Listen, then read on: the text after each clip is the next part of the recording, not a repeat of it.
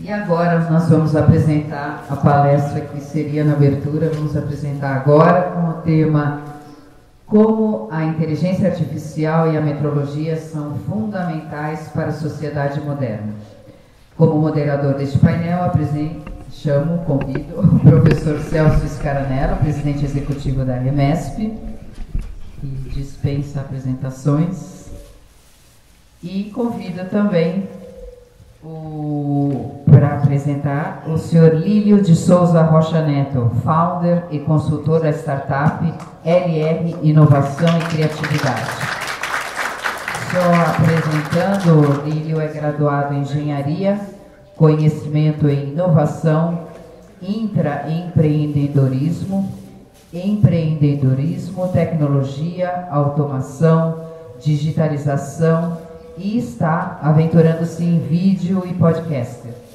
Além de seu trabalho na DHL Supply Chain como Chief Evangelist, onde atua trazendo e acelerando a conexão com o mundo digital, ágil e disruptivo, estimula o uso de tecnologias IoT, robôs colaborativos, drones, wearable, OCR, RPA, chatbots, QR Code e RFID.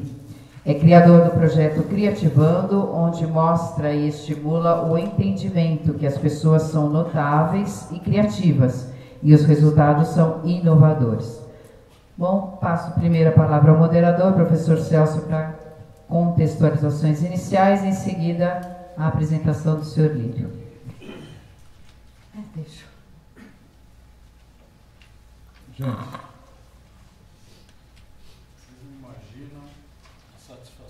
tenho em trazer o Lílio para cá. Eu tive o prazer de conhecer o Lílio em algumas... Vê se não desligou aí, não.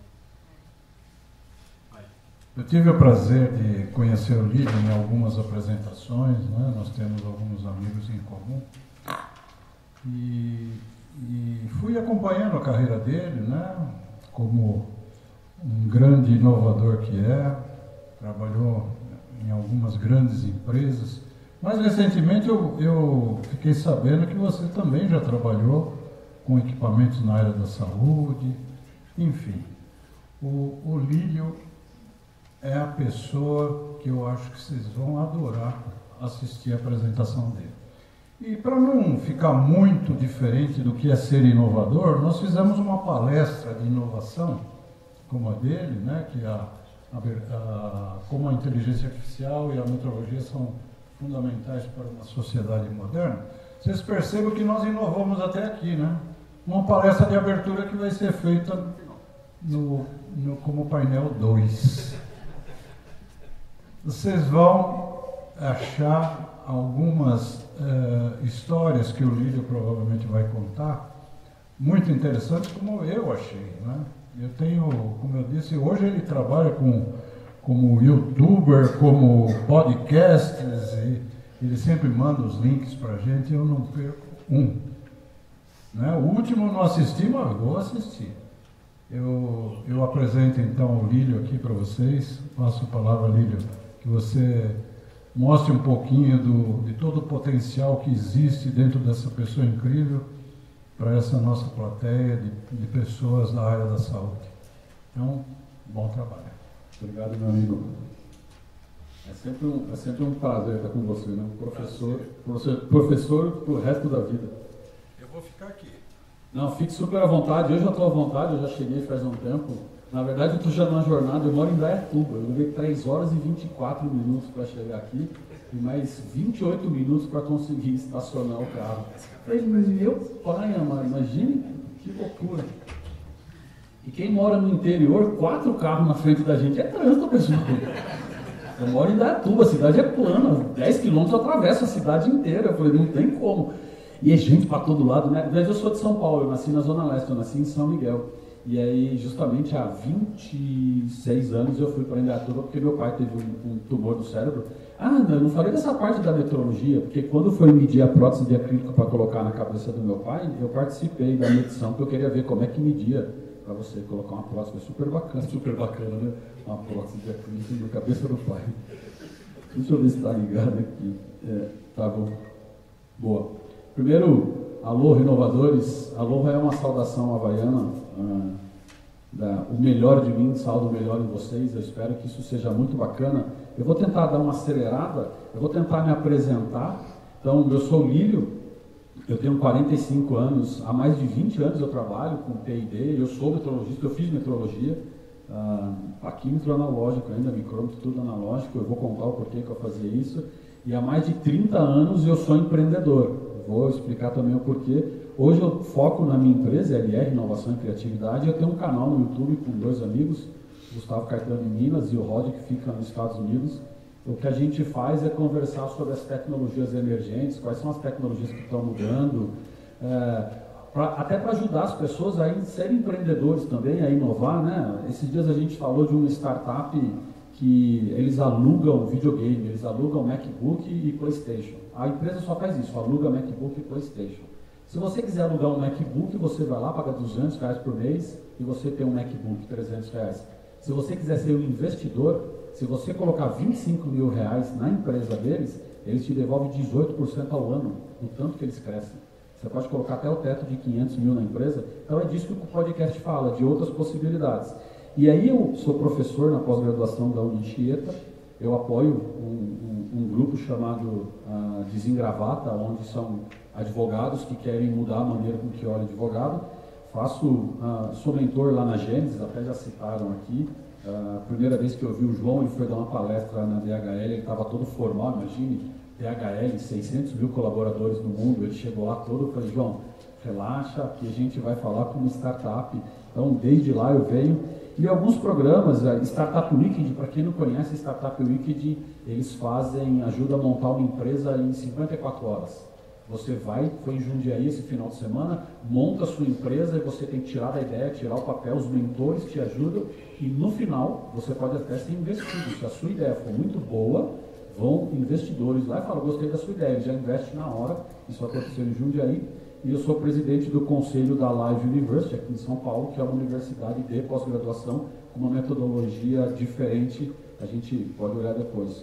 Mas o que é o meu papel? Né? O que eu realmente faço? Por que eu sou um auto-intitulado Innovation Evangelista? Né? Por que eu sou um evangelizador de inovação?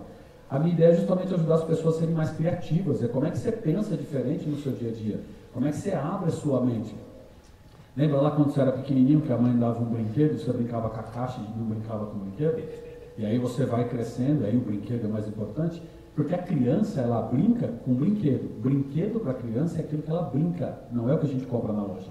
O que ela brinca é o brinquedo. Então a caneta é um brinquedo, o papel é um brinquedo. E na inovação é isso, a gente precisa quebrar essas amarras da vida toda e tentar fazer com que as coisas sejam mais fáceis. Então, eu tenho 45 anos, eu tenho uma filha de 25, uma filha de 13, uma filha de 11, eu tenho uma neta de 5 anos e um neto de 1 ano e meio. Então eu comecei bem cedo, por isso que a ideia de transformar é justamente porque eu preciso disso na minha casa. No dia a dia da minha casa é muito desafiador. E aí, por que eu sou empreendedor há 30 anos? Quem lembra disso aqui? Acho que muita gente aqui não lembra, né? Lembra, né? Do passe escolar, você recebia uma cartela disso. Quem está espantado, você recebia uma cartela disso, e aí com essa cartela você pagava um ônibus. Então, o que eu fazia? Eu pegava a minha cartela, ia numa loja de videogame, alugava um minigame e depois eu alugava na escola. Hoje me disseram que é ilegal, porque o passe era de graça, né? O governo que dava. Ninguém ficou, mas era isso, meu primeiro empreendimento foi esse, era trocar minigame por passe escolar e depois alugar isso para os amigos. E aí eu dei uma evoluída lá em 94, em 95, aqui é meu primeiro registro, 87.35 RBs. Vocês lembram dessa inovação quando mudou? Tinha que fazer um cálculo que a gente recebia em cruzeiro, né? Tinha que calcular, era legal. Eu tinha 14 anos, já usava umas camisas style ali, já usava os negócios, a galera gosta de... Mas por que eu quis mostrar isso, né? Porque, primeiro que a transformação, essa dinâmica, e por que eu e a metrologia? Então eu trabalhava numa indústria chamada Plastec, né? Tinham lá 60, 80 injetoras, vários moldes de injeção, e a gente injetava para o hospitalar também. Então a gente fazia trabalhos onde eu precisava desenhar molde, controlar molde, e a metrologia não nascia só no controle da peça, né? Você imagina um colírio, então lá a gente soprava colírio, e esse colírio tinha que acompanhar a medida do colírio. Então, um pallet com 15 caixas, aí se a gente pegar a amostragem, eu tinha que pegar 3 caixas da 15, cada caixa tinha 1000 peças. Eu tinha que pegar 3 caixas, eu pegava 3.000. Da 3.000 eu tirava 50 peças de cada caixa, 150 peças. Das 150 peças, 2 fora da medida aprovava, 3 reprovava. Não dá 0,0 nada por cento. Você não podia errar nada. Então, quando a gente começou a acompanhar isso, quando eu comecei, a medida de um molde, e aí quando eu falo que a metrologia está nas duas pontas, quando você produz, esses itens eu já produzi também, Prissaquelli, espéculo, quando a gente produz um item desse, a gente tem que controlar o produto. Mas controlar o produto, se você pegar um erro, é você controlar depois. Então eu preciso controlar o molde, eu preciso controlar a fluidez da resina, eu precisava controlar a temperatura do ar. Eu precisava controlar se a umidade fora da fábrica era muito diferente da umidade dentro da fábrica, porque se oxidasse o ar dentro do cano e ele criasse gotículas de água dentro do cano, essa água ia para dentro do molde, suava o molde, o espéculo sai opaco, reprova tudo, joga tudo fora. Então, a quantidade de coisas que a gente media nessa época, a quantidade de coisas, e aí eu fui fazer metrologia. Mas eu fiz metrologia no paquímetro mesmo, eu pegava meu micrômetro, meu paquímetro, porque eu queria aprender a desenhar o molde, eu queria aprender, e foi nessa época que o diretor dessa empresa falou para mim, Ilhão, vai ganhar mais corpo, né? Vai ganhar mais informação. E aí eu comecei a fazer engenharia, fazer pós-graduação, eu fui atrás de outras informações. Mas o principal era como eu conseguia entender o que estava acontecendo. E aí eu queria trazer para vocês um pouco do que está acontecendo no mundo. Isso aqui era a projeção da população no Brasil e em São Paulo, lá no dia 30 de 1 de 23. Aquela barrinha laranja significa que a cada 22 segundos nasce uma pessoa no Brasil. A cada 1 minuto e 34 nasce uma pessoa em São Paulo. Em 2018, essa era a tal da pirâmide etária. A grande maioria da população está aqui, 35, 39, 30 anos. E eu vejo esse negócio aqui, eu lembrei que eu fui fazer uma colonoscopia, eu lembrei do Diógenes. Toda vez que eu entrar no centro cirúrgico, qualquer lugar, agora eu falo, meu irmão, tem carbono aqui? Eu já vou dar no meio do peito. Nem faz o mesmo então, nem apaga eu. Se é no carbono, não apaga eu não. Deixa eu vir aqui. O Jorge falando é legal, né? O bicho botou um medo em mim aqui. Eu falei, caramba, a gente entende tudo que eu falo, é excesso de informação, Jorge. Eu morri de medo, mas eu estou bem já. Então imagine, aqui é um videozinho que vai mostrar para vocês. Então, cada vez que bater lá no final, nasceu uma pessoa. E aqui, como que está, qual que era a previsão para 23, eu vou mostrar para vocês também em 2040 e 2060. Então, quando a gente olha a pirâmide etária, qual que é a previsão para 2023, né? Era na época, né? E hoje quase que se consolidou, é bem assim, só que o número não são mais 215 milhões, né? No IBGE está 203 milhões. Mas qual que é a projeção para 2040? E por que eu quero trazer esses dados para vocês? 2043. Essa é a pirâmide. E já deixou de ser pirâmide. Né? Em 2060, já vai nascer gente lá, haja hospital, haja cálculo, haja... O Diógenes tem emprego com a da vida dele fazendo laudo de... E isso é como vai estar em 2060. Trazer essa informação é muito importante porque quando a gente está numa discussão, tanto na metrologia, tanto na saúde, na educação, no direito, na mesma mesa vai ter uma pessoa com 20 anos, uma com 35, uma com 60, uma com 75. Cada um com um pensamento diferente, cada um com uma necessidade diferente, cada um com um modelo de vida diferente. Falar para mim de saúde, de metrologia, de inteligência artificial, falar para minhas filhas é super tranquilo. Porque, por mais que muitos não concordem, eu quando tenho uma dúvida ou um problema com as minhas filhas na escola, eu entro no ChatGPT e ajudo elas a pesquisarem. Porque não adianta, ela vai pesquisar. Ela vai olhar o que está acontecendo, ela quer saber como está acontecendo. Então, essa diferença é porque a gente precisa falar com os great talents.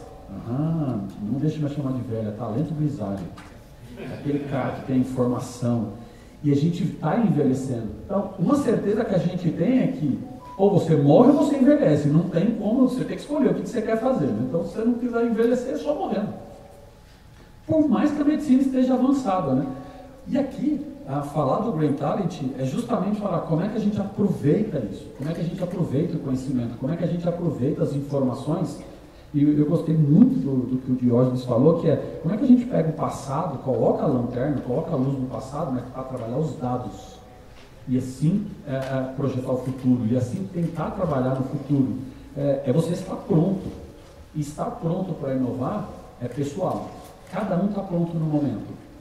Em algum momento da minha vida, eu fui no shopping, eu vim aqui no shopping JK, e aí a Júlia, minha filha mais nova, falou assim, pai, eu quero fazer aquele urso que você monta na hora. Você viu aqueles ursos que monta na hora? Você vai lá e monta os R$380. Eu falei, o quê? Júlia, eu não dou R$380 no urso, mas mão de obra sua? Eu vou pedir para te dar desconto, você que vai montar? Eu falei, não dou. Ela falou, passa o cartão, pai. Porque não tem, né? Ela passa o cartão aí. E quem que paga o cartão? Então eu percebi com os dados, nesse momento, que as minhas filhas perderam noção do dinheiro. Elas não sabem o que é o finito para elas, do dinheiro. Eu abri uma conta no C6 para cada uma. A Giovana tem a conta dela no C6, a Júlia tem a conta dela no C6. Eu transformei aquele dinheiro que a gente dá mensalmente, ou para comprar alguma coisa, ou que uns chamam de mesada, eu transformei em budget. Falei, agora vocês vão ter um budget. O que eu coloco na conta delas? Pagar o inglês, pagar o desenho, pagar o presente do amigo, pagar a escola. Aí a gente chega no final do mês, senta, e elas começam a fazer Pix. Pix para a tia que dá aula de inglês, Pix para o tatarano que dá aula de desenho, e aí o dinheiro dela começa a acabar. Ela falou, pai, eu vou ficar sem nada. Eu falei, bem-vindo à realidade, assim. Aí ela pegou e falou assim, pai, eu queria comprar um sorvete, Ubatuba, final de ano, sorvete na praia. Passa o carrinho da Cacau Show. Eu falei, nossa, ela falou, pai, eu quero um sorvete. Eu falei, esses R$50 a partir de agora é seu. Eu falei, Júlia, os R$50, estou te dando. Vai lá e traz 4 sorvetes. Ela voltou com R$2. Ela falou, pai, é muito caro. Eu falei, é isso que eu estou falando. Imagina, R$12, R$13 um sorvete, um picolé na praia. Então, dar o cartão é justamente isso. Naquele momento eu consegui mostrar com dinheiro, mas dar a conta para elas, hoje elas fazem tudo, inclusive com os amigos. Esse Léo Tatarana é uma história muito bacana, porque a Giovana falou assim para mim, eram R$220 que ela paga, ela faz uma aula de 1h30 por semana lá em Gatuba de desenho. R$220 por mês, super honesto, né? Super bacana. Aí eu depositei os 220. Ela foi no Léo e negociou com ele, porque ela desenha muito bem, a Giovana, para ela ajudar na sala de aula. E ela começou a pagar R$200. Adivinha qual foi a primeira coisa que ela me falou, pai? Eu falei, pai, consegui um desconto, R$200 agora. Toda feliz, eu fui lá e transferi R$200. Ela, 220. A negociação foi minha, pai. Meu budget são 220. Lembra que você ensinou que a gente provisiona no começo? Falei, e aí eu deposito 220 e agora pro ano que vem vai para 250. E aí ela está já negociando comigo que ela precisa aumentar o budget dela em R$30 no desenho. É fantástico isso. Isso é trabalhar com os dados. É por isso que a metrologia, é por isso que a gente olhar a disrupção, como é que a gente está olhando, para onde que a gente está andando. Teremos 2,3% da população mundial com acesso à internet. No Brasil, hoje, entre 20 e 30 milhões não tem acesso. Mas esse é o número mundial. Em 2018, era 51%, a gente vai para 66%. Olha esses números. A conexão M2M, que é máquina-máquina, então isso que o Diógenes mostrou ontem, né? Ele tem um tablet conectado com o centro cirúrgico e está conectado com a informação, isso é uma conexão máquina-máquina. Vai ser 50% de todas as conexões que a gente tem no mundo. Então 50% de tudo que está conectado vai ser máquina a máquina. E desses 50%, boa parte vai ser na nossa casa. É o seu relógio conectado com o seu celular, é a sua casa conectada na sua lâmpada, e aquela magia das coisas que acontecem. Você chega em casa com o namorado, com o marido, com alguém que você falou para o Instagram, para o Facebook ou para o TikTok, que é seu cônjuge, marido, é da sua família. Aí você chega na sua casa e o Netflix indica um filme, é tanto legal para você quanto para essa pessoa. Você fica abismado e fala, nossa, o Netflix conhece o nosso gosto, né? E o que você usa? Aquele Apple Watch que pega o batimento cardíaco. O que o Apple Watch faz quando você está com a Apple faz quando você está com o Instagram aberto? Tem uma propaganda paga. Vocês já viram que as propagandas escrito lá, né? Mídia paga. Mídia paga. Você abriu a mídia paga e fez assim, ó, seu coração fez, aquela desfibriladora. Nossa, que legal essa imagem que eu vi. O Apple Watch pegou local, momento e batimento cardíaco. É só ele vender esse dado para o Netflix e falar, Netflix, toda vez que ele vê uma imagem dessa, ele gosta dessa imagem. Ele tem pelo menos uma arritmia ali. Vende essa informação. Todos os dados nossos que estão conectados viram dados que a gente pode usar, pode vender ou não. Ou só o Google vende, a Apple vende e a gente só olha. Né? E aí, 3,6 aparelhos conectados por pessoa no mundo. São quase 4 devices por pessoa. Então imagine que se você colocar seu relógio, seu celular, o seu computador, cada pessoa no mundo, e a ideia, isso é a previsão para 2023, que termina, mas eu acho que isso chega até mais. Porque quando colocar que tem um óculos agora que está conectado, o carro está conectado, que todas essas coisas estão conectadas, Imagina, é muita coisa conectada. Então, como é que a gente vai fugir disso? Como é que a gente vai sair disso? Deixa eu ver se vai rodar, se não, tomara que rode, que tal. Eu coloquei um link da internet em tempo real da população mundial. Aqui, em primeiro, se você for com o mouse, tem uma barrinha laranja para vocês aí na tela ou não? Se tiver, você dá um clique e abre. Se não abrir, não tem problema. Aqui está mostrando, ó, em primeiro lugar, o Japão, 18% da população do mundo. Do lado direito, nesse quadrado branco aí, ó, ele abriu uma página na internet. Vê se ele não, embaixo mesmo. Pode voltar, mano. Pô, legal, deve ser a rede. Ele não vai rodar porque por causa da internet, como eu estou no meu 4G, ele não vai rodar. Então aqui, ó, China, 18% da população. Brasil, 2,7% da população. E aí, de novo, todo mundo. Cortou aqui? Ah, vou. Todo mundo Fala do inglês, todo mundo fala, será que é isso mesmo que a gente tem que. Parei de atrapalhar a tecnologia? Será que é inglês mesmo que a gente tem que falar? Ó, nos Estados Unidos, em terceiro lugar. Qual é o idioma? Será que a gente precisa falar outro idioma? Há 2 anos e 3 meses atrás, a minha mãe teve um AVC. A minha mãe estava junto com a minha irmã Carolina, que a Carolina é enfermeira. A Carolina conseguiu atender rápido dentro de uma loja, levamos para o pronto-socorro. Eu estava lá e, por gostar disso, ele perguntou lá dos 3% na injeção de ataque, a gente dá a injeção, não dá? Ela tem 3% de chance de morrer. Eu falei, taca a injeção nela. Em 4 horas, minha mãe já estava normal desse AVC, levantou, tal, conseguiu. No outro dia, levamos ela para casa. 1 ano depois, minha mãe deu outro AVC. Nesse segundo AVC, a minha outra irmã, Regiane, não tinha muito conhecimento. A minha mãe ficou 24 horas tendo AVC, diagnosticada como crise do pânico, como nervoso. E durante essas 24 horas, o AVC foi se duplicando, pegou o tronco cefálico, ela paralisou a lateral direita inteira, todos os problemas da vida. Ela foi para a minha casa, ela teve mais 6 AVCs dentro da minha casa. Teve um na frente de mim, teve um no carro. Eu sempre trago essa informação. Vamos aprender a lição com isso. 1 em cada 4 pessoas no mundo tem AVC, dependendo da gravidade. Então, eu fui tentar entender. E aí, mais uma vez, eu falei, como é que eu consigo ajudar a minha mãe? Liguei para o João Baldino, que é o CEO da Gênesis, que fala aqui. Falei, João, achei um algoritmo na internet, onde por gestos com as mãos, um robô vai falar e eu vou conseguir pegar as expressões da minha mãe. Então, era sim, não, talvez.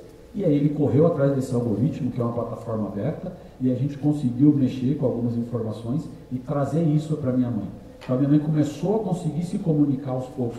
Hoje ela está muito melhor do que estava antes, usa pouco, porque ela está perdendo cada vez mais a mobilidade, mas eu falei, e meu pai que gostava de ler, que tem 80 anos e glaucoma, meu pai não enxerga nada. A gente colocou um óculos da Alexa nele, jogamos o Kindle dentro do óculos, ele pede, Alexa, abre o livro tal. E ela fica falando o livro para ele vai ouvindo. Então, é usar a tecnologia, usar a quantidade de gente. Imagina que se eu vou buscar depois a precisão do dado, mas se 1 em cada 4 pessoas no mundo, no Brasil, tem um AVC, nós estamos falando ali de 219 milhões, a quantidade de gente que pode ter um AVC. E qual a gravidade desse AVC? E aí, a PwC fez uma pesquisa do grau de digitalização do Brasil, entre 1 e 6. Foi a PwC junto com a Fundação Dom Cabral. Nós ficamos em 3.3, no quesito que eles estabeleceram. E ali que está 3.4, a gente está falando de pessoas e cultura. Boa parte da tecnologia, da inovação, de tudo isso que acontece, o Diógenes falou antes, né, é a cultura. A cultura barra muito, as pessoas acabam não querendo, ficam com medo, né? Eu não vou usar isso daí vai tomar, você vai ficar, minha mãe falava que eu ia ficar com o olho quadrado se eu ficasse na frente da televisão jogando videogame. Pô, eu falei, mas não fiquei, e o que eu fazia? Não sei quem jogava, você vai lá e pega na televisão lá, né, e você desliga a televisão, mas deixa o videogame ligado, né, para jogar depois. Minha mãe nem sabia que estava fazendo isso. Mas eu queria falar da IA. Por que a IA é importante? Por que trabalhar dados é importante? Vou trazer algo completamente fora do mundo do dia a dia e olha como a IA é genial. Então, imagine esse coreano, já viram aquele jogo Go? É um jogo que diz que é 10 vezes mais difícil que o xadrez. Você tem pedrinhas pretas, pedrinhas brancas, você tem que, com a sua pedrinha ou branca ou preta, circular a do adversário, envolver todas, e você tira. E aí, a Google falou, eu vou criar um algoritmo que vai aprender a jogar Go para jogar contra um sul-coreano que é o maior campeão que tem. Está no Netflix, esse seriado, acho que são, esse documentário, que são 1 hora, 45 minutos. O que a IA faz? Pega o jogo, calcula todas as probabilidades Aqui der 99, 99,9 é a decisão que ela toma. Então ela faz cálculos matemáticos para tomar a melhor decisão. Tem um pouquinho dele aqui, ó. Go is the world's oldest continuously played board game. It is one of the simplest and also Eles most utilizam para abstract. desenvolver o raciocínio lógico Beating a nas professional crianças. player at Go is a long-standing challenge of artificial intelligence. Everything we've ever tried in AI just falls over when you try the game of Go. The number of possible configurations of the board is more than the number of atoms in the universe. AlphaGo found a way to learn how to play Go. So far, AlphaGo has beaten every challenge we've given it, but we won't know its true strength until we play somebody who is at the top of the world, like Lee Sedol. A match like no other is about to get underway in South Korea. Lee Sedol is to Go what Roger Federer is to tennis. Just the very thought of a machine playing a human is inherently intriguing. The place is a madhouse. Welcome to the DeepMind Challenge. The whole world is watching. Can Lee Sedol find AlphaGo's weakness? Whoa. Is there, in fact, a weakness? The game kind of turned on its axis. Look at his face. That is not a confident face. This is developing into a very, very dangerous fight. Ooh, hold the phone. Reed has left the room. In the end, it is about pride. I think this one went wrong. Yeah, it's made a mistake. He's got up enough to miracle. These ideas that are driving AlphaGo are going to drive our future. This is it, folks. Vocês viram que teve um momento que os repórteres deram um grito e depois ele, né, o Lee estava super nervoso? Foram 5 partidas. A primeira partida o robô ganhou fácil, super fácil. A segunda partida ele ganhou um pouco mais difícil. Como que era medido isso? Do percentual que ele utilizava para ganhar, o robô começou a reduzir o percentual. Era a mesma coisa que eu jogar tênis contra o Nadal e o Nadal falar, cara, eu vou jogar com uma perna só com você agora. Agora eu vou jogar segurando a raquete com a outra mão. É isso, o robô começou tá aqui. Ele começou a entender que ele ia ficar. Então, primeira partida ele ganhou fácil, segunda partida ele ganhou fácil, terceira partida ele ganhou bem difícil, a quarta ele perdeu, o robô. E a quinta ele subiu a capacidade dele e ganhou de novo. Só que nada disso foi pedido ao robô. O robô foi entendendo o jogo e foi reduzindo a sua capacidade sozinho. Aquela hora que vocês escutaram aquele grito, é que essa que o robô perdeu, ele errou uma jogada. O robô inventou 2 jogadas durante o jogo e uma ele errou. Quando ele errou foi porque ele baixou a capacidade dele. O que o Google fez? Uma máquina para jogar contra outra máquina. A segunda máquina jogou 10 partidas com a primeira, aprendendo só entre elas e ganhou todas as 10. Então, era o robô aprendendo com o robô cálculos matemáticos. Ali são 100% cálculo matemático. Ele vai fazer o cálculo matemático, mas como é que a gente garante a informação? O que eu falei para vocês da metrologia, né? Como é que a gente garante que a informação? Na DHL eu tive a oportunidade de trabalhar também com Sanofi, Lilly, no Einstein, com algumas empresas de medicina, com alguns lugares, e aí eu fui entender como é que funcionava o stent, né? Até porque na família do meu pai bastante gente já usou stent. E como é que é fabricado um stent? Como é que você controla? Porque é muito engraçado falar que você está lá controlando o fluxo sanguíneo na pessoa, né? Ali o médico, eu não faço a menor ideia de como funciona, que você o controla por raio-x ou por tomografia computadorizada. Mas aí eu fui, não, peraí, qual que é a função da IA nisso? Né? O que a IA faz aqui? E aí ela analisa a imagem. Quando você usa, e se eu não me engano é o Incor que tem esse equipamento, você vai lá e analisa o raio-x e você analisa a câmera, ela consegue verificar as 2 imagens, né? O interno e o externo. E ela começa a falar para o médico, não faz isso, não vai por aqui, cuidado com isso. Ela começa a ajudar o médico a fazer. Não é da minha seara, eu fui só entender como é que funciona. E aí, o que é da minha seara? Eu fui conhecer como é que produz um stent. Como é que você faz um stent de 2 milímetros? E eu digo isso porque, como eu já operei já operacionalizei um centro cirúrgico, então eu abastecia centro cirúrgico com equipamento, quando alguém solicitava, preciso de um stent em menos de 2 horas, senão o paciente evolui a óbito, a gente tinha que entregar em 2 horas o material e etc., eu fui atrás de saber como era feito. E é assim que é feito esse tipo de stent. Existem várias maneiras, né? O de nylon, de polímero, soldado ou usinado. O usinado é feito desse jeito.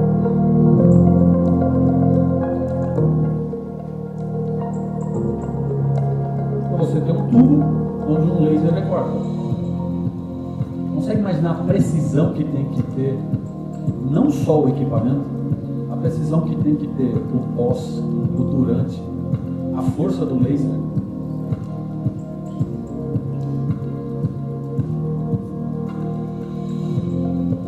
E a capacidade que você tem de você manter a qualidade disso. Como é que dá polimento depois para tirar essa rebarba? Como é que você mostra? E aí eu quis trazer como é que um case da Genesis, que eu gosto muito da IA, mas imagine que você precisa controlar o equipamento. O equipamento está sempre na mesma posição. Se você pegar um equipamento desse e você mudar de lugar, você já tem que calibrar de novo. Então, o equipamento está sempre na mesma posição. A posição que ele foi colocado é mais correta. Qual que é a medida do eixo? Quais são as medidas que eu preciso garantir? Você colocar um QR Code no equipamento, ler com um celular, que a gente tem aquela quantidade de equipamentos hoje no planeta, você ter a informação na sua mão, você garantir que a informação é a mesma para todo mundo que chegar no equipamento precisa ter a mesma informação. A informação não é óbvia. E eu digo, vou usar o exemplo hoje, né? Quando eu falei com o Celso, ele me falou, Lílio, o endereço é esse, eu coloquei o endereço. No meio do caminho, o João Galdino me ligou e falou, Lílio, coloca em rádio que é mais fácil de chegar. Só que você vai ver uma rua, que o estacionamento é descendo num buraco. Cara, eu não achava por nada, eu sou do interior, gente, o máximo é cavalo passando na minha frente, e eu não achava por nada. E pasme, tinha um que eu falei, cara, eu devo ser muito burro para eu não estar achando esse estacionamento. Galera, é impossível achar esse estacionamento no meio de uma praça, porque para nós ainda é tudo uma praça, né? Eu falei, os caras furaram a praça, enfiaram o estacionamento, eu não conseguia achar. Agora imagine aqui, o cara está tomando as decisões, então você ter o laudo, o mesmo laudo da calibração, o laudo do equipamento. Eu falei para vocês que eu trabalhei por um tempo, centésimo de milímetro numa injetora é entre você quebrar o molde e não quebrar o molde. Se você calibrar e errar centésimo de milímetro num fechamento de uma injetora, ela estoura o molde. Você perde o equipamento inteiro. Então, essas informações são muito importantes de estar na palma da mão.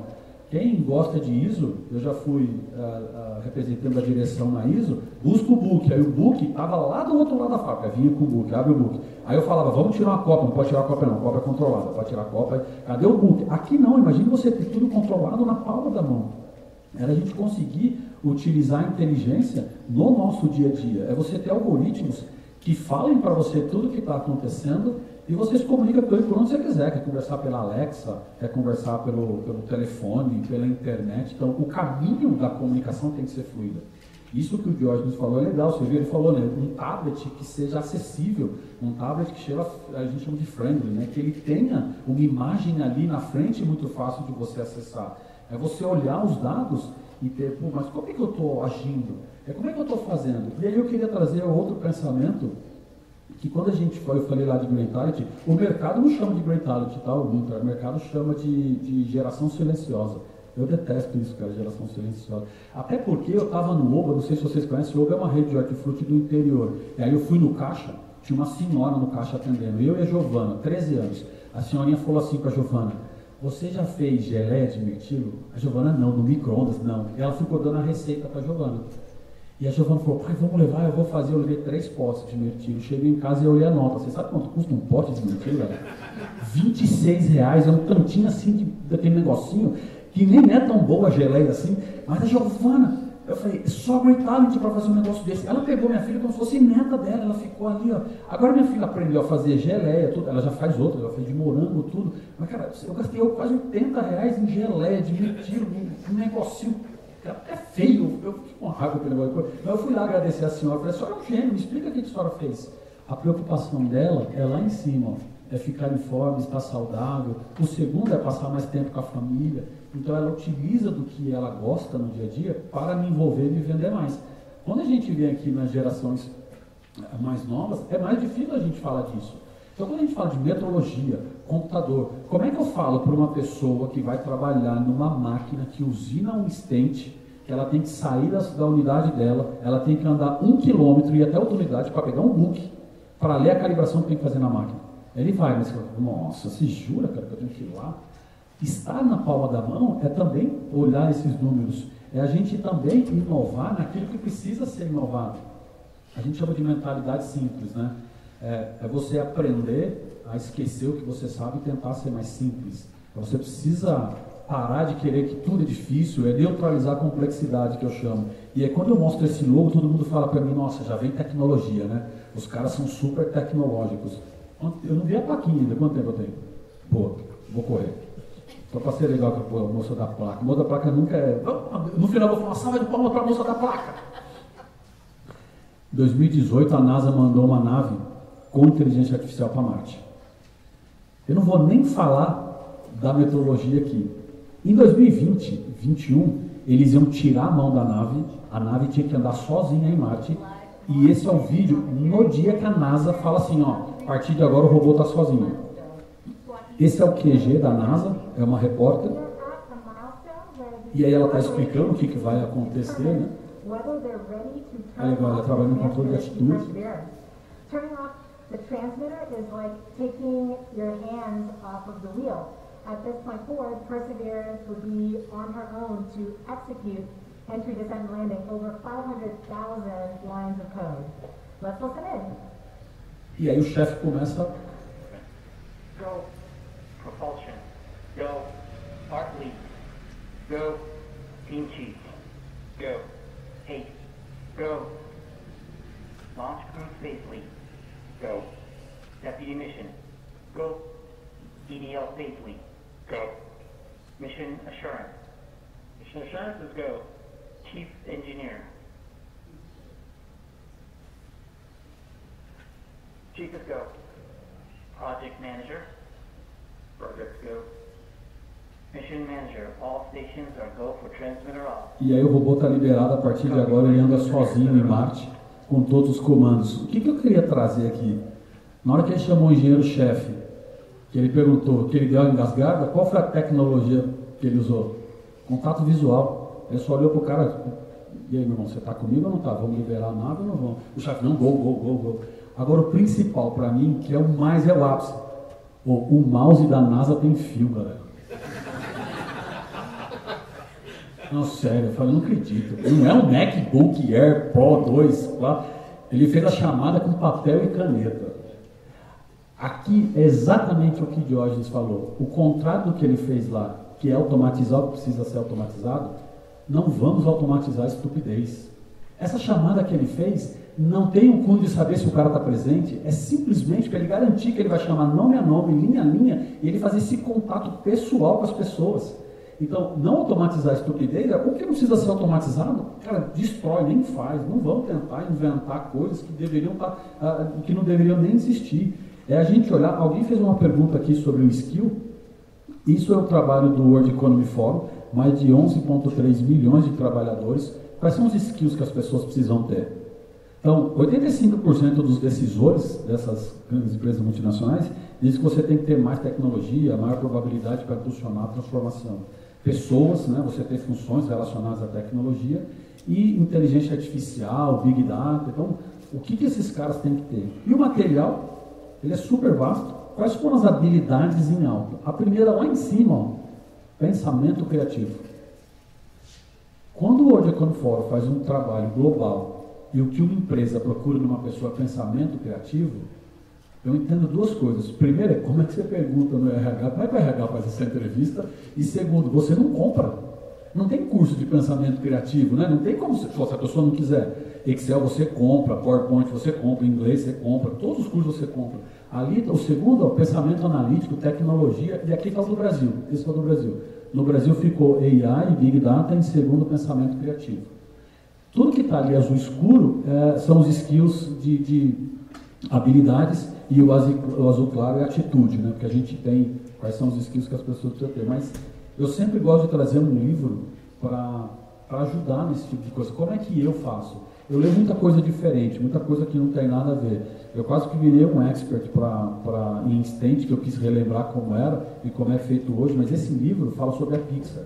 Como é que a Pixar fez Monstros S.A. Se vocês olharem a história, eu vou falar de um dado da metrologia na Pixar. A primeira coisa que eles fazem no desenho, você desenha na mão. Então você vai lá e desenha os bolsos na mão. E aí você manda Homem-Aranha, Capitão América e mais um no Brasil, se eu não me engano, é feito no Brasil. O esboço, o papel à mão. E aí depois você faz o mockup, você faz o boneco. E aí você tem que pôr o boneco na posição, fazer uma foto, mudar a posição, fazer outra foto. Quando você precisa refazer a foto, você tem que voltar na mesma posição. As medidas têm que ser a mesma. para a pessoa na tela não perceber. Hoje em dia eles fazem com imagem. Você pega uma foto e aí mede os pixels, você consegue saber exatamente em milímetros a posição daquele boneco. Então, a quantidade de dados que você para fazer um filme. Então, como é que a gente é mais criativo? Como é que a gente consegue fazer isso? A gente está de olho na evolução. Quem gosta de vinil, que nem eu adoro vinil. Vinil é muito legal, né? Uma vez eu falei com um rapaz assim, ó, coloca lado 2, lado B, faixa 2. Eu não fazia ideia do que era lado B. Lembra como é que a gente... Quem tem menos de 25 anos aqui? Tem alguém com menos de 25 anos aqui? Ninguém? Ah, muito bem. Já rebobinou uma fita cassete? Não? Não fez ideia do que é? Então eu vou mostrar para você. Isso aqui é uma tecnologia. Olha, você tome cuidado, hein? Isso aqui é uma tecnologia, meu amigo, que nem NASA tem, cara. Isso aqui é um negócio. Rebobinar. Lembra quando ele falou desaprender? Agora eu quero saber quem vai ensinar ele a rebobinar uma fita cassete. Desculpa. A rebobinar. Desculpa, seu nome é? Akira, pede para alguém te ensinar, cara. Isso é tecnologia da NASA, cara. Isso daí. Não tem gente que faz ideia de como faz isso, cara. Você imagine que alguns anos atrás, Akira, você ia tocar uma música. Fica tranquilo, cuidado só. É Bon Jovi essa daí? Bob Marley, cuidado com o meu Bob. Você imagina se você escutar uma música, para você rebobinar, você tinha que pegar uma caneta, porque a máquina estava tocando, você não podia parar para a música, né? Aí você enfia a caneta aí nesse furinho aí, e não pela tampa, pelo fundo da caneta. Outro lado. Não, alguém mostra para ele, com a Akira. Fica tranquilo, Akira, tá? Estamos em casa aqui. Akira, imagine, eu estou ligado que você manja das programação, do código. Imagine uma pessoa, é isso que minha mãe sente quando eu dou um celular para ela. Quando eu falo que a gente na inovação tem que aprender a desaprender, é isso. Cara, Akira, primeiro, muito obrigado, desculpa expor você assim, mas sabe o que é isso? É justamente, cara, a gente nem sempre sabe tudo, nem tudo é óbvio. Para quem gosta do cassete, para quem lembra, não era óbvio como seria rebobinada essa fita. Pô, Akira não, ele nunca nem viu uma fita cassete na vida. Nunca deu pra... e às vezes ela dava uma emplastada, a gente chupar ela assim para conseguir voltar. Era muito legal aquilo, você não faz ideia. E para gravar música, que você ia lá no Playhack, lembra? Aí você, o cara, sucesso, não fala no meio da música. Toca, gravar de novo, esperava a rádio, tinha a hora da gravação, né? Tinha as rádios que falavam, né? A hora da gravação e você gravava. Akira, obrigado, cara. Isso aqui é para mostrar para vocês, ó. Quando a gente saiu do vinil e foi pro CD, a mudança foi suave, a gente foi percebendo, né? De repente era CD. Do CD pro streaming, acabou. 2015 o computador tinha CD, 2016 não tinha mais. Hoje não tem CD. Hoje só tem 3 portas USB no computador e uma é USB-C. Logo a USB convencional sai. Daqui a pouco nem porta USB. Ah, mas eu não vou para a nuvem. Você vai na marra, meu amigo. Não tem jeito. Ou você vai, eu vou te empurrar para ela. É saber que as coisas evoluem. Se você quiser gravar uma música, você pega 3 disquetes aí. E se você não... Ó, quem não tem curso de datilografia fica fora do mercado. ABC, eu nunca lembro. Alguém sussurrou aí. Ó. Alguém fez datilografia aqui. Que passou. Ah, essas são as letras lá. ABC. Só quem fez sabe que tem que ficar lá repetindo, né?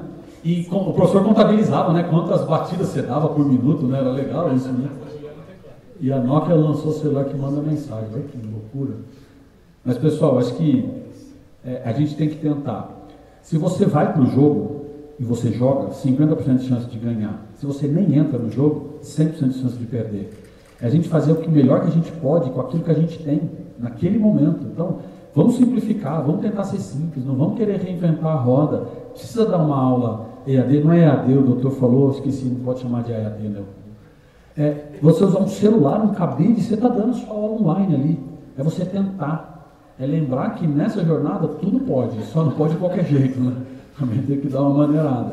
É a gente fazer o nosso melhor e a cada dia usar a inteligência, se é na metrologia, se é na medicina. E era isso que eu tinha que falar para vocês. Muito obrigado. Obrigada, Lílio, pela apresentação. Aí está o Media Code para quem quiser captar a apresentação do Lílio. Esse não é, mas depois se não conseguir colocar ele, então a gente coloca dá um jeito. o Media Code dele. Tem o Media Code, eu deixei. Está naquele slide, eu deixei separado.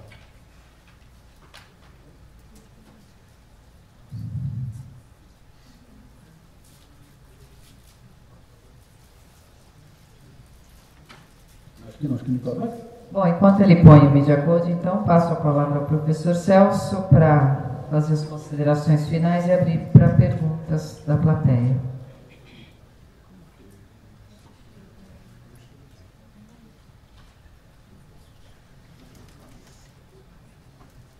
Gente, chegou lá o... Esse aqui tá. Foi aí? Pronto, o Media Code está ali, vocês vão ter a oportunidade depois de rever. Um detalhe importante nessa tecnologia que nós estamos disponibilizando para vocês é que esse é um QR Code, que nós chamamos de Media Code, é de terceira geração. Ali nós temos a apresentação e vamos ter o vídeo. Então, logo os vídeos sejam disponibilizados. Então, é importante vocês baixarem o Media Code no celular ou no PC, né, no notebook, para que vocês possam ter acesso às gravações. Agora, vocês capturam esse código. Quando eu colocar os vídeos, vocês já terão os vídeos também à disposição e vão poder assistir novamente a apresentação do vídeo. Gente, temos espaço para umas 2 perguntas. Se ninguém se manifestar, eu vou até aí. Vou fazer igual o Lílio com o cassete. Aliás, Lílio, você mostrou ali como chama, o LP, o long play, o vinil, né? Eu sou da época que antecede o vinil, que era aqueles discos aqueles discos de baquelite. E eu tive a oportunidade de ver, eu era muito curioso de como se produziam esses discos de vinil. E eu fui lá conhecer uma das gravadoras de como que era feito o vinil, como que era a matriz do vinil. A matriz do vinil era usinada, tinha lá uma espécie de um torno com muita sensibilidade que ia gravando, que depois imprimiam as matrizes em vinil. É uma experiência incrível, né? Vocês vivenciaram aí o cassete, mas tem muita coisa interessante que a gente poderia colocar. Eu estou falando para dar tempo de vocês se manifestarem. Fica super à vontade. A grande maioria das pessoas, a primeira pergunta que faz para mim é com quantos anos eu tive filho.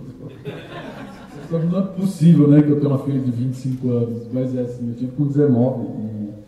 Mas eu acho que o foco, e a gente precisa muito falar disso, é muito da metrologia, né? Você até se espantou, porque eu gostei muito, eu fiz muito, eu tinha muito trabalho de metrologia, e na época era um nicho, né? Na época, eu digo, há 22 anos atrás, você ter um curso de metrologia era um diferencial na indústria, né? A indústria precisava de muita gente para fazer comparações, medições e etc. E eu quis dar aqueles exemplos porque essa mesma empresa onde eu trabalhei, é lá na cidade, está lá ainda, uma empresa muito grande. O que eu fazia na mão lá em uma semana, hoje tem uma tridimensional lá que faz em 30 segundos. Ela precisa medir, só liga lá, ponto Zé, ela mediu. E essa evolução, quando a gente traz a inteligência artificial, como é que eu consigo pegar todos esses dados, né, e não deixar com que a peça seja reprovada, não deixar com que a peça seja feita, mal feita, não deixar com que a peça... E aí você começa a ir lá na construção da máquina. Então, hoje, você pega um dado de uma medição de um produto, o mais simples, uma tampa de creme dental, eu fiz muito creme dental também, aquele clique, aquela força é calculada. Dependendo da força, a pessoa deixa de comprar o creme dental, porque ela tem que fazer muita força para abrir, e aí você esmaga. Então, a posição do dedo, a força que você faz para abrir, a gente mede.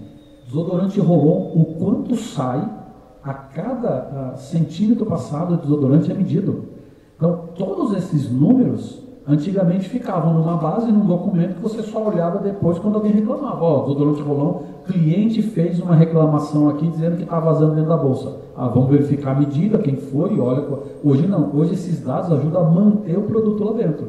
E eu quis trazer o do stent lá, até por histórico familiar, e e entender como é que a IA pode não deixar que a gente tome as decisões erradas. E eu concordo plenamente com o Diógenes, eu sou um tecno-otimista, a tecnologia ela tem que fazer aquele trabalho que a gente não deveria fazer.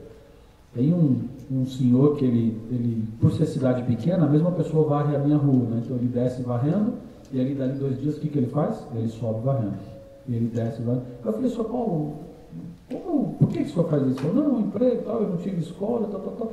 Ele não se sente valorizado, porque de verdade, para mim, varrer uma guia não deveria ser uma pessoa varrendo. Isso sim deveria ter uma máquina varrendo aquilo ali. Então, as coisas que o ser humano não deveria fazer, estava um sol de 40 graus e ele varrendo o chão. Eu falei, cara, não tem cabimento, Sr. Paulo, eu estou varrendo isso aqui num sol desse. Mas não tem o que fazer, é o trabalho dele, o método hoje assim. Então, eu sou um tecno-otimista também e eu acho que a tecnologia, ela veio justamente para a gente aliviar isso. E mais um detalhe que eu não lembrei. Quando eu saí da empresa, era assim que você media. Pedal, mito toio, você bate, aperta. Bate, aperta. Quando eu entrei, não. Quando eu entrei, eu tinha que encostar, verificar se eu tinha a posição certa para sentar. Eu chegava no final do dia, aqui me estava doendo de tanto eu medir peça, porque eu tinha que ficar na mesma posição, que a paralaxe ia dar diferença. Eu ficava aqui assim, ó. Aí depois ficou mais fácil, né? Tinha um pedalzinho. Mas, de verdade, eu não acho que o ser humano tem que ficar ali medindo peça a peça na mão. A gente precisa de um dispositivo que faça isso e foi o que eu mostrei da Gênesis lá, e de uma IA que garanta a calibração disso. Também não adianta uma sucessão de medidas que está tudo errado, né? Que está fora, uma sucessão de coisas e depois descobre que o paquímetro está vencido, né? Eu nem sei se vocês já viram como é que calibra um paquímetro, eu já queria calibrar também. Falei, cara, é uma loucura isso, né? Eu vou parar de falar, peraí. Filho, quanta história, né? Eu achei até que você fosse contar um pouco como a IA vem trabalhando com aqueles drones para levar os produtos até as residências. Você tinha uns exemplos, mas nós ficaríamos aqui o dia inteiro só ouvindo essas histórias, né? Realmente a IA... Posso contar só mais uma, então, para dar... Durante a pandemia, eu fui fazer um trabalho para aferir temperatura, né? Qual que era o problema? A gente precisava aferir a temperatura da pessoa por biometria facial e a pessoa estava de máscara, eu precisava identificar e medir. Eu descobri que tem 2 lugares com a maior precisão de você pegar a temperatura da pessoa. São em 2 canais, e um canal é o lacrimal, eu não preciso falar o outro, vocês imaginam qual é o outro, né? Então, um canal é o lacrimal. Nós fizemos um algoritmo que quando você olhava, ele focava todo o sensor no canal lacrimal, para medir a temperatura da pessoa. Cara, é fantástico como a IA consegue pilotar um drone, e de verdade, era a mesma IA que estava controlando um drone aéreo de fazer uma entrega, é a IA que estava controlando que a imagem precisava pegar medida no canal lacrimal. A pessoa só precisava tirar o óculos, era 3 óculos, e olhar com o olho aberto. Eu pegava a temperatura dela aqui, e a gente pegou pessoas que a temperatura oscilou, 37, a gente tinha 36 a 37, 37,2, e a pessoa estava realmente com Covid. A gente conseguiu fazer isso. Que no começo, o porquê que a gente fez isso, lembra da pistolinha, ferir temperatura? Aquela pistolinha não foi feita para 1000 golpes por dia.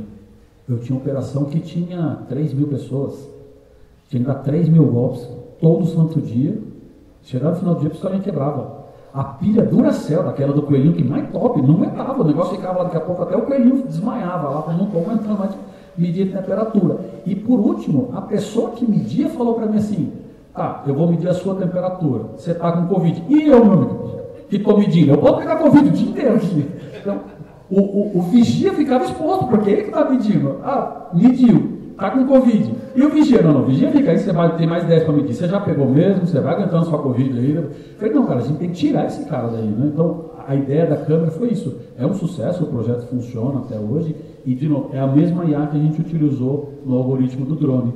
Porque o drone, tanto aéreo quanto terrestre, ele tinha biometria facial para identificar a pessoa que ia receber o pacote.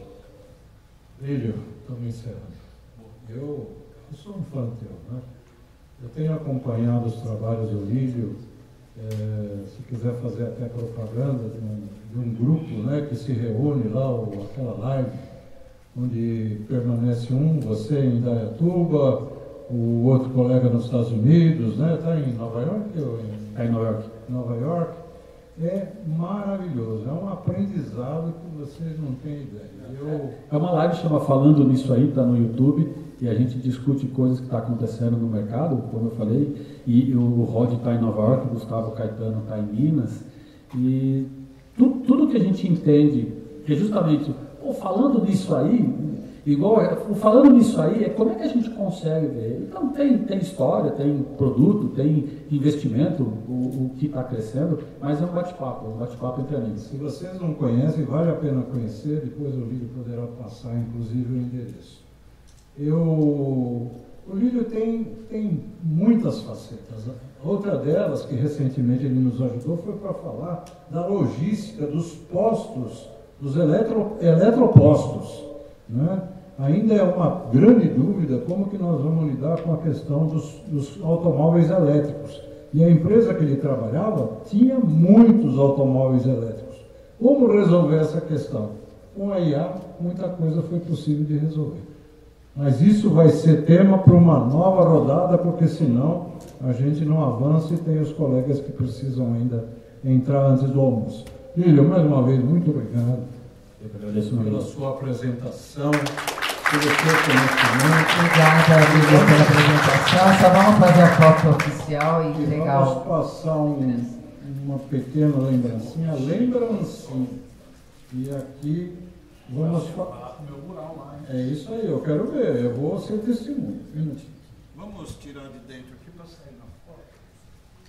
Esse certificado. Assim para frente. Assim para frente.